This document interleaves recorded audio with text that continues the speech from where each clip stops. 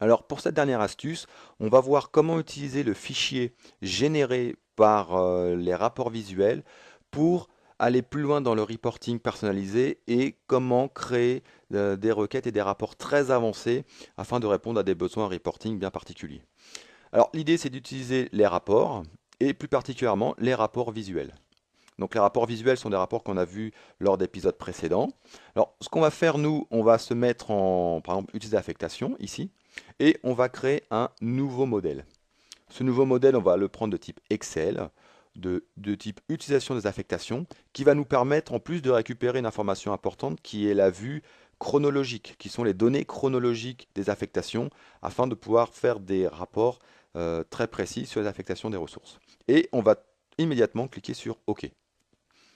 Donc là, Project Professional va nous générer un fichier Excel avec une structure pour générer le reporting.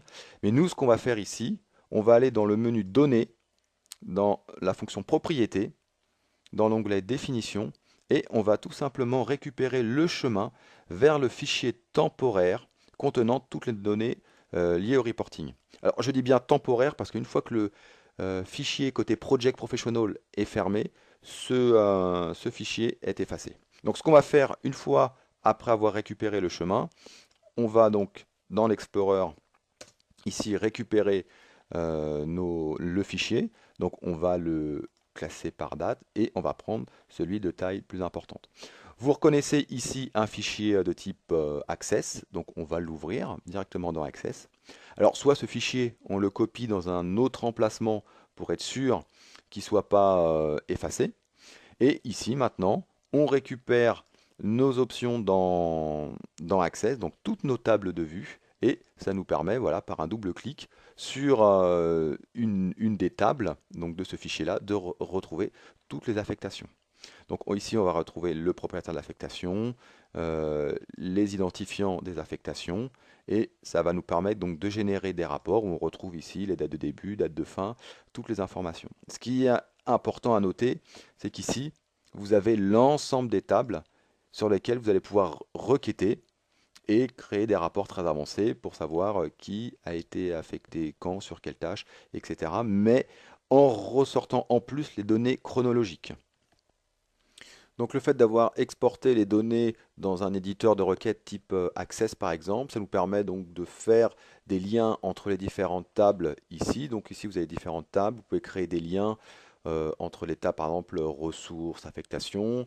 Donc là je vais terminer le lien ici sur la tâche et pouvoir générer des rapports à la volée afin de répondre à, comme j'ai dit précédemment, à tous les besoins en reporting. Donc ce qu'il faut retenir, c'est que la solution 2007 offre d'énormes souplesses en termes d'utilisation, en termes d'expérience utilisateur.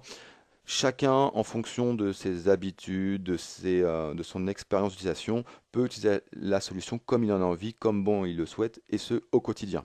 Donc comme vous avez pu le voir dans cette démonstration, je vous ai présenté quelques trucs et astuces que l'on connaît. Il en existe de nombreux autres que vous pouvez bien sûr retrouver sur différents blogs, différents sites ou sur les aides en ligne proposées par les différents sites de Microsoft.